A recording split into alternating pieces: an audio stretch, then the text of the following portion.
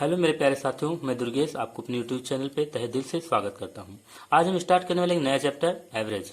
Average क्या होता है? सभी नंबर्स का सम और डिवाइडेड बाय टोटल नंबर। जितने नंबर होते हैं उस नंबर को डिवाइड कर दिया जाए, उसी को हम बोल देते हैं औसत। औसत का फार्मूला क्या होता है? परिमाणों का योग अपॉन में परिमाणों की संख्या, इसी को हम बोल देते हैं औसत। अब आपको देखिए कुछ बेसिक पॉइंट जानना बहुत जरूरी है, जिससे हमें मतलब आने वाले समय में क्वेश्चंस बहुत ही आसानी से लगा सकते हैं।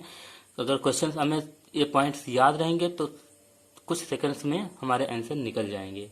ठीक है, अब देखिए कुछ पॉइंट नंबर 1 की बात करते हैं। पॉइंट नंबर 1 की बात करते हैं। आपने 12th क्लास में पढ़ा होगा कि समांतर श्रेणी क्या होती है, उसी पे हम आज बात करने वाले। तो समांतर श्रेणी उसको बोलते हैं जिसका अंतर सेम हो, उसे हम बोल देते हैं समांतर श्रेणी। फॉर एग्जाम्पल जैसे 1, 3, 5, 7, ये सब क्या है? ये देखिए इसके बीच का जो गैप है वो कितना है? 2। बीच का गैप कितना है? 2। तो ये जो अंतर है ये क्या है? सेम है। तो इसी को हम बोल देते हैं समांतर श्रेणी।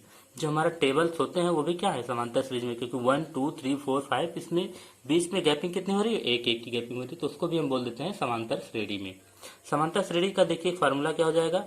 मान लीजिए कि कोई पहली डिजिट ए है जिसके बीच का अंतर डी है, तो उसमें दूसरा डिजिट क्या हो जाएगा? A plus D. फिर तीसरा क्या हो जाएगा? A plus 2d। फिर क्या हो जाएगा? A plus 3d। ऐसे होगा। अब इसमें जो स्टार्टिंग का पद है उसको बोलते हैं प्रथम पद। तो इसमें प्रथम पद कितना है? ए है। प्रथम पद इसको बोल देते हैं। और जो इसके बीच का डिफरेंस होता है उसको बोलते हैं सार्व अंतर। सार्व अंतर, ये सार्व अंतर हो गया। तो इसका जो फार्मूला क्या निकलता है, इसमें एनवा पद, जैसे मान लीजिए ये फर्स्ट पद, सेकंड पद, थर्ड पद, फोर्थ पद, तो फोर्थ वाला क्या हो गया? ए प्लस 3d। इसका मतलब जो एनवा पद होगा वो उससे एक कम होगा। तो देखिए एनवा पद क्या हो जाएगा? एनवा पद क्या हो जाएगा? एनवा पद हो जाएगा A plus N minus 1 into D. ये आपका हो गया एनवा पद। तो इसमें हमें क्या जरूरत है? समेशन। क्योंकि हमें फार्मूले में क्या पता है कि परिमाणों का योग, तो परिमाणों के योग के लिए इसका समेशन जानना जरूरी है, तभी तो हम इसका वो निकाल सकते हैं क्या? एवरेज, औसत। तो n पदों का योग, n पदों का योग निकालने का फार्मूला क्या होता है? उसको हम डिनोट करते हैं एसएन से। तो एसएन हो जाएगा हमारा n/2 into 2a plus n minus 1 bracket में d। ये हो गया आपका nवा पद। तो यहां से अगर हम इसका निकालते हैं एवरेज, तो एवरेज क्या हो जाएगा? एवरेज को हम एबीजे या फिर औसत होता है परिमाणों का योग। तो परिमाणों का योग हो जाएगा n/2 into 2a plus n minus 1 into D. और डिवाइडेड बाय कितने नंबर हैं? n। तो ये नीचे डिवाइड n से करेंगे तो n से n कट जाएगा, तो एवरेज निकल के आ जाएगा 2a plus n minus 1 bracket में d और डिवाइडेड बाई 2। ये हो गया हमारा एवरेज निकल आ गया। ये बेसिक पॉइंट हो गया। सम, ऐसे कुछ कुछ बेसिक पॉइंट्स हमें जानना बहुत जरूरी है।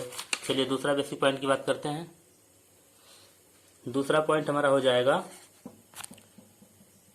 कि अगर प्रथम n प्राकृतिक संख्याओं का योग क्या होगा। प्रथम n प्राकृतिक संख्या मतलब हो गया जैसे 1 plus 2 plus 3 plus 4 dot dot में n। तो इसका जो समेशन होगा, डायरेक्ट फार्मूला इसको याद कर लीजिएगा, 1/2 n प्लस 1। ये हो गया।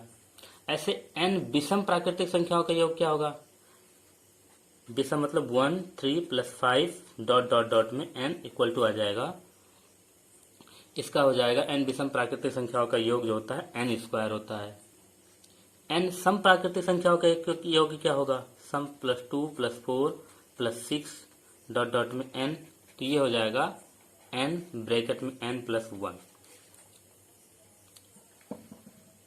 ये हो गया आपका थर्ड, ये हो गया आपका फोर्थ। ऐसे फिफ्थ का क्या होगा? फिफ्थ हो जाएगा 1 square plus 2 square plus 3 square. इसका समेशन क्या होगा? n स्क्वायर इक्वल टू आ जाएगा 1/6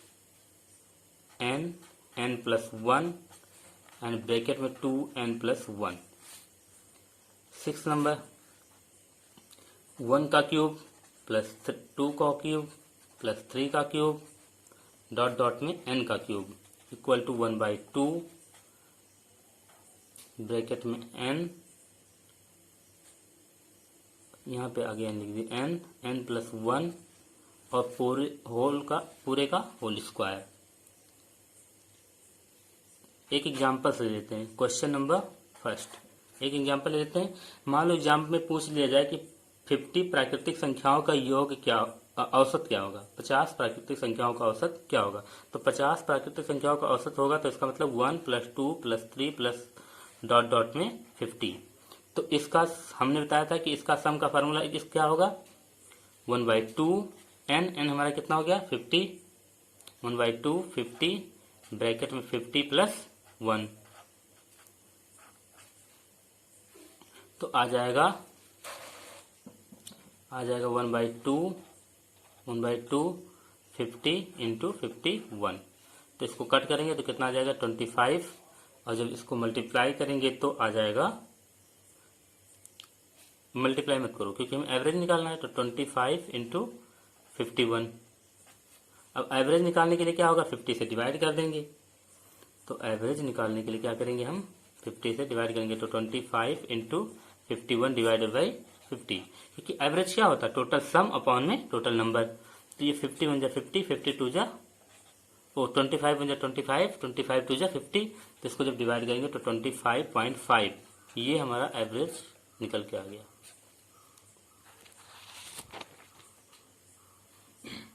अब देखिए कुछ बेसिक पॉइंट और बात करेंगे।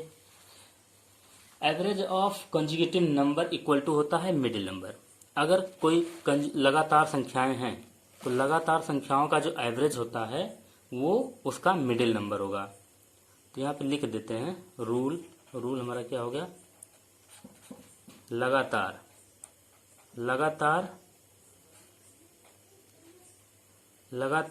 संख्या का एवरेज का औसत इक्वल टू मध्य वैल्यू, मध्यमान। ठीक। फॉर एग्जाम्पल जैसे 1 से 50 के बीच, 1 से 50 की बीच वैल्यू क्या होगी, बीच की वैल्यू होगी देखिए 25 होगा या 26 होगा। 25 26 के बीच की जो वैल्यू होगी कितना होगी 25.5। तो इसलिए इसका जो एवरेज निकल के आ गया क्या आ गया 25.5, क्योंकि यही इसका बीच वाला वैल्यू होगा। देखिए इसके हम बहुत से एग्जांपल्स देखेंगे, काफी अच्छे अच्छे क्वेश्चंस लगाएंगे इस पे।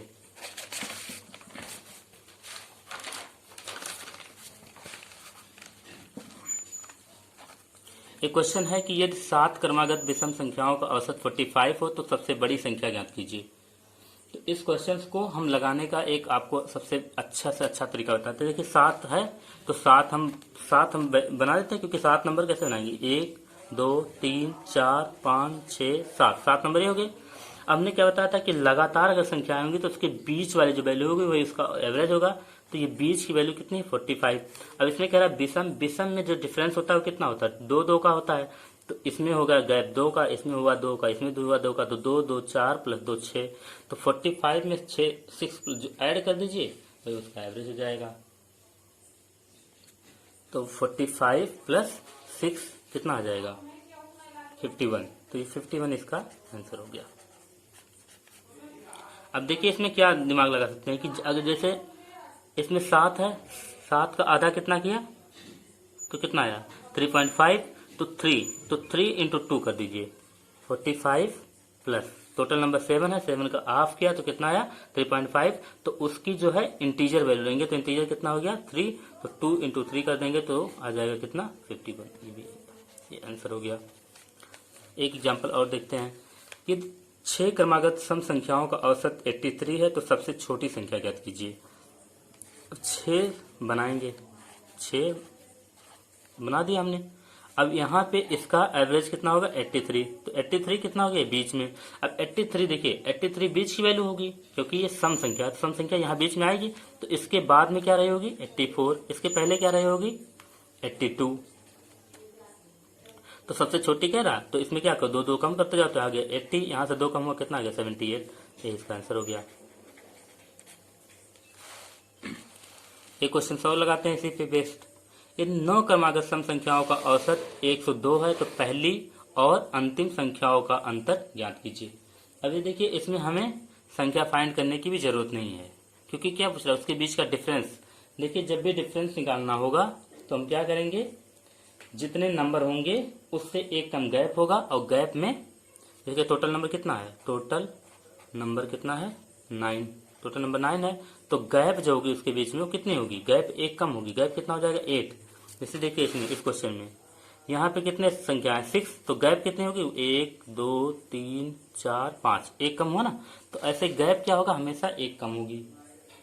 अब इसमें क्या करेंगे, अगर गैप एक कम है तो डिफरेंस क्या आ जाएगा, देखिए डिफरेंस ही तो निकालना है, तो डिफरेंस में इससे पता चलेगा नहीं कि फर्स्ट वैल्यू क्या है सेकंड वैल्यू क्या है, बस उसके बीच की गैप पता चल जाए, उसमें 2 का मल्टीप्लाई कर देंगे वो इसका डिफरेंस आ गया। तो गैप कितना है 8, 8 में 2 का मल्टीप्लाई किया तो कितना आ गया 16, ये इसका आंसर हो गया। ओके थैंक यू फ्रेंड्स, अगली बार हम इसका नेक्स्ट पार्ट बनाएंगे। Okay bye bye, take care.